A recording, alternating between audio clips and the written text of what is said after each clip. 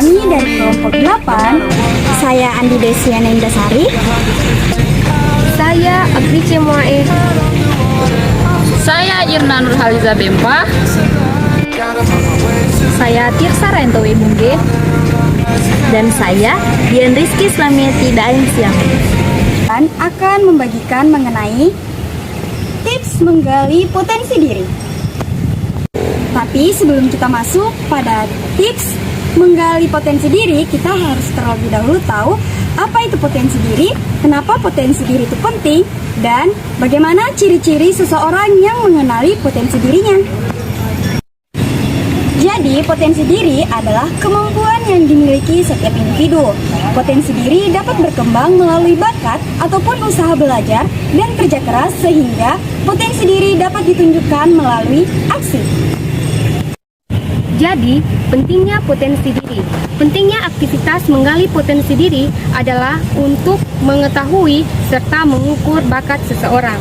Dengan mengetahui potensi diri seseorang, maka seseorang bersangkutan dapat mengembangkan atau menekuni suatu aktivitas yang cocok untuk dirinya.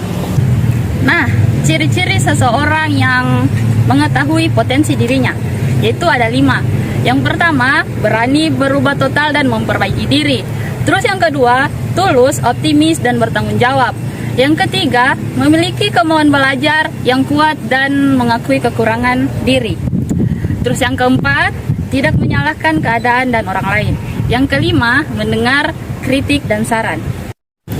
Jadi, tips menggali atau mengenali potensi diri. Yang pertama, kenali potensi diri dengan cara lihat lebih dekat kemampuan diri kita, serta pikirkan secara cermat apa saja yang bisa kita lakukan dengan kemampuan diri kita.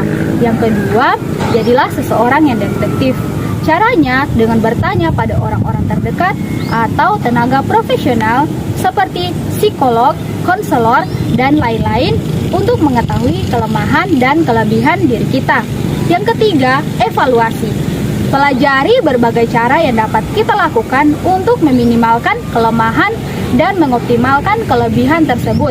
Selanjutnya, yang keempat, eksplorasi. Banyak baca buku-buku yang bertema penggalian potensi diri. Dengan begitu, akan banyak informasi dan pengetahuan yang bertambah. Bacaan dan tontonan yang kita sukai itu bisa saja jadi sebuah potensi. Dan yang kelima, praktik atau action. Jangan ragu mencoba setiap peluang pengalaman yang ada di depan mata. Praktik menjadi penting setelah kita melakukan segala tahap refleksi diri. Waktunya untuk melaksanakan praktik baik di setiap kesempatan yang ada, menerapkan pada lingkungan kecil ataupun besar, bahkan pada diri sendiri. Yang keenam, tidak putus asa. Jangan ciut kalaupun gagal, karena gagal bukan berarti kita tidak punya potensi atau kemampuan. Bisa jadi kita gagal karena belum mengoptimalisasikan potensi yang kita miliki. Oleh karena itu, lakukan evaluasi. Yang ketujuh, cari komunitas positif. Melalui komunitas atau perkumpulan positif, maka kita akan banyak belajar tentang mengenal orang dan terasa soft skills, dan juga bisa menemukan teman yang memiliki minat dan hobi yang sama. Baiklah, itulah tadi mengenai tips menggali atau mengenali potensi diri. Sekian dan terima kasih dari kami. Assalamualaikum warahmatullahi wabarakatuh and see you.